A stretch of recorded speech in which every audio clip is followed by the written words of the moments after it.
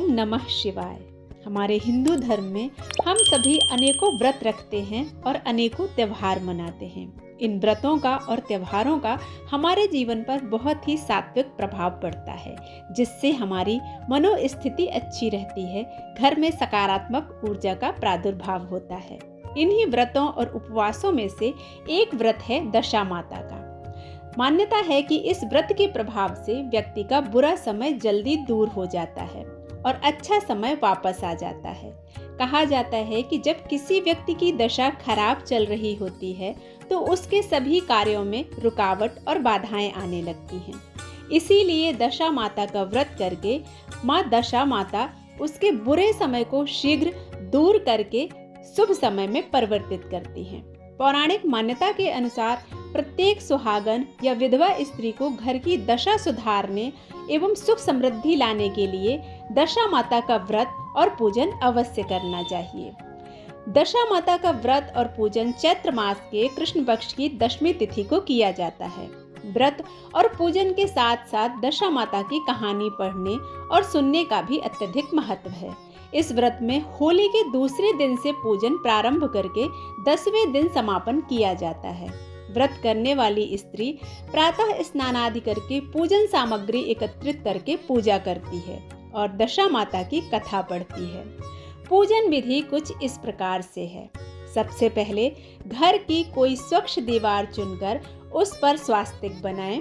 तत्पश्चात स्वास्तिक के पास मेहंदी और कुमकुम से 10-10 बिंदियां बनाएं। स्वास्तिक गणेश जी एवं 10 बिंदियों की दशा माता के रूप में धूप दीप नैवेद्य अगरबत्ती चावल सुपारी मौली रोली इत्यादि से पूजन करें। तत्पश्चात एक सफेद धागा लेकर उसको हल्दी से रंग लें और उसमें 10 गठान बना लें। इसे दशा माता की बेल कहते हैं, जिसका पूजन करके गले में धारण किया जाता है। इस धागे को पूरे साल गले में धारण करने का विधान है। अगले वर्ष पूजन करके ही धागा उतारने और दूसरा धागा पहनने की प्रथा है। पूजन के अंत में दशा माता की कहानी पढ़ी जाती है। व्रत करने वाली स्त्रियां दिन में एक समय ही भोजन करती हैं। दशा माता की कहानी में बहुत सी कथाएं प्रचलित हैं, परंतु राजा नल और रानी दमयंती की कहानी मुख्यतः पढ़ी जाती है। यहाँ हम राजा नल और दमयंती की प्रचलित कहानी का विवेचन करेंगे।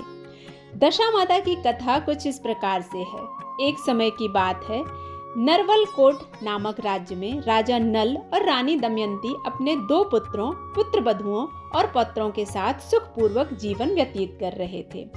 उनके राज्य में प्रजा भी धन धान्य से संपन्न और सुखी थी। एक दिन राजमहल में एक ब्राह्मणी आई और रानी से बोली, हे रानी, दशा का डोरा ले लो। इसकी पूजा करके अपने गले में बांध लेना, जिससे आपके घर में सुख समृद्धि बनी रहेगी। ऐसा सुनकर रानी ने डोरा ले लिया और विधि अनुसार पूजन करके अपने गले में बांध लिया। एक दिन राजा का ध्यान रानी के गले में बंधे उस डोरे पर गया और उन्होंने आश्चर्य से पूछा, रानी, आपने इतने हीरे जवाहरात के बीच में ये मामूली सा धागा क्यों पहन रखा है? और रानी के कुछ बोलने से पहले ही राजा ने धागे को तोड़कर जमीन पर फेंक दिया। रानी ने दौड़कर उस धागे को उठाया और उसे पानी में घोलकर पी गई। उन्होंने रुष्ट होकर राजा से कहा, हे राजा, ये दशा माता का धागा था, आपको इसका अपमान नहीं करना चाहिए था। राजा ने इस पर कुछ ध्यान नहीं दिया। एक दिन जब राजा नल सो रहे थे तो उन्होंने स्वप्न में एक बूढ़ी माता को महल में आते हुए और माता लक्ष्मी को महल से बाहर जाते हुए देखा। राजा ने प्रातः होते ही सारा स्वप्न रानी दमयंती को कह सुनाया। रानी बोली, महाराज, आपने हमारी अच्छी दशा को जाते हुए और बुरी दशा को आते हुए देखा है, इसलिए हे राजन, अब हमें यहाँ नहीं रुकना चाहिए।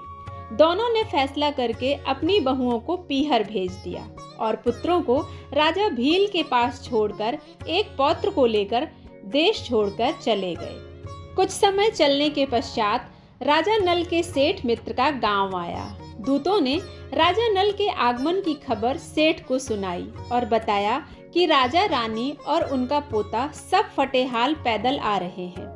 यह सुनकर सेठ ने दूतों से कहा, हवेली में सेठानी और बहुएं क्या सोचेंगी कि कैसा दोस्त है मेरा, इसलिए उनको बाहर वाले कमरे में ठहरा दो। जिस कमरे में राजा नल और रानी दमयंती को ठहराया गया था, वहां मोर की तस्वीर की खूंटी पर सेठानी का 9 लखा हार टंगा था। देखते ही देखते वह तस्वीर का मोर हार को निगल गया। यह देखकर रानी दमयंती ने राजा से कहा, महाराज, यहाँ से तुरंत चलिए, नहीं तो सेठानी हम पर चोरी का इल्जाम लगा देगी। राजा रानी अपने पोते के साथ किसी को बिना बताए आधी रात को ही वहां से चले गए। फिर कुछ दूर चलने के बाद राजा नल की बहन का गांव आया। राजा ने अपनी बहन तक अपने आने की खबर पहुंचाई। बहन के पूछने पर खबरी ने बताया, राजा रानी और उनका एक पोता खराब हालत में पैदल आ रहे हैं। ऐसा सुनकर बहन ने यह कहकर कि घर में सास और देवरानी क्या सोचेंगे, उनको पीपल के पेड़ के नीचे ठहराने के लिए बोल दिया। कुछ देर बाद बहन एक थाली में मूंग और चावल लेकर अपने भाई से मिलने आई। राजा नल के हाथ लगाते ही मूंग के चावल कीड़े में बदल गए। यह देखकर रानी दमयंती आगे बढ़ी और जमीन पर गड्ढा खोदकर उस कीड़े से भरी थाली को उसमें गाड़ दिया। फिर राजा और रानी उनका पोता वहां से चले गए। आगे चले तो उनको एक नदी मिली और उन्होंने वहां रुकने का फैसला किया। राजा नल ने तीतर मारकर रानी को दिया और कहा, हे रानी, मैं पोते के साथ नदी से स्नान करके आता हूँ, तब तक आप तीतर पका देना। जब राजा वापस आए तो रानी ने बड़े आश्चर्य से कहा कि पके हुए तीतर भी हांडी में से उड़ गए। और राजा ने भी दुखी स्वर में रानी को बताया कि मुझसे पोता नदी में बह गया। दोनों दुखी होकर विलाप करते हुए वहां से भी चले गए। आगे चलकर एक गांव में उनको सूना बाग दिखा और उन्होंने वहां विश्राम करने का फैसला किया। जब बाग की मालिन वहां आई तो उसने देखा कि सूखे बंजर बाग में कोपले फूट रही हैं। मालिन की नजर राजा और रानी पर पड़ी और पूछने लगी, तुम लोग कौन हो? राजा ने उत्तर दिया कि हम मुसाफिर हैं और रहने की जगह ढूंढ रहे हैं। यह सुनकर मालिन ने उनको वहीं रहकर बाग की रक्षा करने के लिए कहा। राजा और रानी वहां अपने दिन व्यतीत करने लगे। दिन बीतते गए और होली का दिन आ गया। उस दिन जब राजा नल कुएं से पानी भर रहे थे तो बार बार उनकी बाल्टी में सूत की कोंकड़ी और हल्दी की गांठ आ रही थी और वो बार बार उसको वापस कुएं में फेंकते जा रहे थे।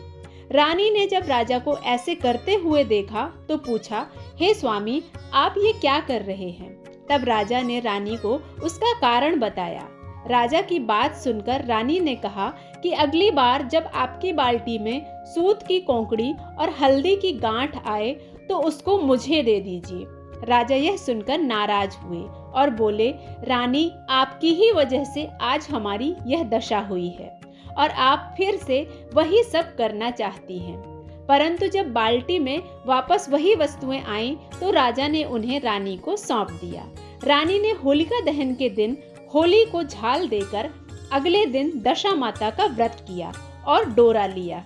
समय बीतता गया। एक दिन राजा रानी के पास गए और बोले, हे रानी, नगर के राजा ने स्वयंवर रखा है, मैं वहां जाऊंगा, इसलिए आप मेरे कपड़े धो दीजिए। राजा की बात सुनकर रानी बोली, महाराज, इस दशा में आप वहां ना जाएं, यही आपके लिए अच्छा होगा। इस पर राजा ने उत्तर दिया कि रानी, मेरी दशा खराब है, परंतु दिल तो राजाओं का ही है। राजा नल स्वयंवर में पहुंचे और राजकुमारी ने भी सभी राजाओं और राजकुमारों को छोड़कर राजा नल के गले में वरमाला डाल दिया। वहां मौजूद सभी लोग हैरान रह गए। तब विद्वानों की सलाह से राजकुमारी को एक बार फिर अपना वर चुनने को कहा गया, परंतु इस बार फिर राजकुमारी ने राजा नल को ही अपना वर चुना। यह देख नगर के राजा क्रोधित होकर बोले, मैं इस माली से अपनी पुत्री का विवाह नहीं करूंगा। तब सभी ने विचार विमर्श कर एक प्रतियोगिता रखी, जिसमें सभी राजाओं और राजकुमारों को शिकार करना होगा और जिसका शिकार सबसे अच्छा होगा उसका विवाह राजकुमारी से हो जाएगा। सभी राजा और राजकुमार प्रतियोगिता में भाग लेने के लिए तैयार हो गए। राजा नल को बूढ़ा घोड़ा और जंग लगी तलवार दे दी गई। उन्होंने घोड़े को एक थपकी मारी और कहा कि अगर मैं असली राजपूत हूँ तो धारदार तलवार हो जाए, जवान घोड़ा हो जाए, और ऐसा ही हुआ। कुछ समय पश्चात सारे राजा और राजकुमार अपने अपने शिकार के साथ राजमहल पहुंचे। किसी के भी शिकार से नगर के राजा संतुष्ट नहीं हुए और सिपाहियों को उस माली को ढूंढ लाने के लिए कहा। राजा की आज्ञा से सिपाही जंगल में पहुंचे तो देखा कि राजा नल पेड़ के नीचे सो रहे थे। शिकारियों ने उन्हें जगाकर शिकार के बारे में पूछा। राजा नल ने शिकारियों को उत्तर दिया, मेरा शिकार पेड़ पर टंगा है, ले लो। शिकार देखकर नगर के राजा खुश हो गए और बोले, ये है असल राजपूत का शिकार। फिर नगर के राजा ने खुशी खुशी अपनी पुत्री का विवाह माली राजा नल के साथ कर दिया। राजा नल अपनी नई रानी को लेकर बाग में आ गए। रानी दमयंती ने छोटी रानी का स्वागत किया। एक दिन जब दोनों रानी बाग में बैठी हुई थी तो रानी दमयंती छोटी रानी से बोली, रानी, आज तो अपने नगर में बिजली चमक रही है। रानी दमयंती की बात सुनकर छोटी रानी आश्चर्य से बोली, दीदी, अपना नगर भी है। रानी दमयंती ने उत्तर स्वरूप छोटी रानी को सारा हाल कह सुनाया। छोटी रानी ने अपने पिता के पास जाकर सारी बात बताई। नगर के राजा ने यह वृत्तांत सुनकर राजा नल से क्षमा मांगी और बहुत से हीरे जवाहरात और घोड़े इत्यादि देकर उनको अपने नगर के लिए रवाना किया। चलते चलते रास्ते में नदी के किनारे उनको एक धोबन मिली जिसके पास राजा नल का पोता था। धोबन ने राजा रानी को पोता सौंपते हुए कहा कि ये मुझे नदी के किनारे मिला था। राजा ने खुश होकर धोबन को बहुत से हीरे जवाहरात दिए और पोते को लेकर वहां से चले गए। कुछ दूर आगे चले तो राजा की बहन का गांव आया। राजा ने बहन तक अपने आने की खबर पहुंचाई। बहन ने दूत से पूछा कि वे लोग कैसे आ रहे हैं, तो दूत बोला, इस बार बहुत से हीरे जवाहरात लेकर धन धान्य के साथ आ रहे हैं। इस पर बहन बोली कि उन्हें मेरे महल में ले आओ। तब रानी दमयंती को ये खबर मिली तो वो बहन से बोली, नहीं बाई जी, हम तो उसी पीपल पेड़ के नीचे ही रुकेंगे। कुछ देर बाद बहन बहुत से पकवान और मिष्ठान आदि बनाकर ले आई। यह देखकर रानी दमयंती ने आगे बढ़कर जमीन पर जो चावल और मूंग गड़ाए थे वो निकाल लिए। उन्होंने देखा कि वो हीरे मोती में बदल चुके हैं। रानी दमयंती ने सारे हीरे जवाहरात अपनी ननद को दे दिए और बोली, ये लो बाई जी, आपकी अमानत, और बहन को हीरे जवाहरात देकर वहां से चले गए। कुछ दूर चलने पर राजा के मित्र सेठ का गांव आया। सेठ को जब इसकी सूचना मिली तो सेठ ने दूत से पूछा कि वे लोग कैसे आ रहे हैं। दूत बोला, इस बार बहुत से हीरे जवाहरात और धन धान्य के साथ आ रहे हैं। दूत की बात सुनकर सेठ बोला कि उन्हें हवेली में ले आओ। राजा नल को इसकी खबर मिली तो बोले, हम तो बाहर वाले कमरे में ही रुकेंगे। सेठानी फौरन उनके लिए हलवा बनाकर ले आई। रानी दमयंती ने हलवा उठाकर मोर की तस्वीर के मुंह में डाल दिया और मोर ने सेठानी का नौलखा हार वापस बाहर फेंक दिया। रानी दमयंती ने सेठानी को हार देते हुए कहा कि हमारी दशा खराब थी परंतु नीयत खराब नहीं थी। ऐसा कहकर राजा रानी छोटी रानी और पोते के साथ वहां से चले गए। रास्ते में उन्होंने भील राजा के पास से अपने पुत्रों को लिया और अपने नगर की ओर आगे बढ़ने लगे। जब नगरवासियों ने राजा नल को अपने परिवार सहित नगर में प्रवेश करते हुए देखा तो बहुत खुश हुए और गाजे बाजे और ढोल नगाड़ों के साथ उनका स्वागत किया। राजा रानी अपने पूरे परिवार के साथ पहले की तरह रहने लगे और सुखी जीवन व्यतीत करने लगे।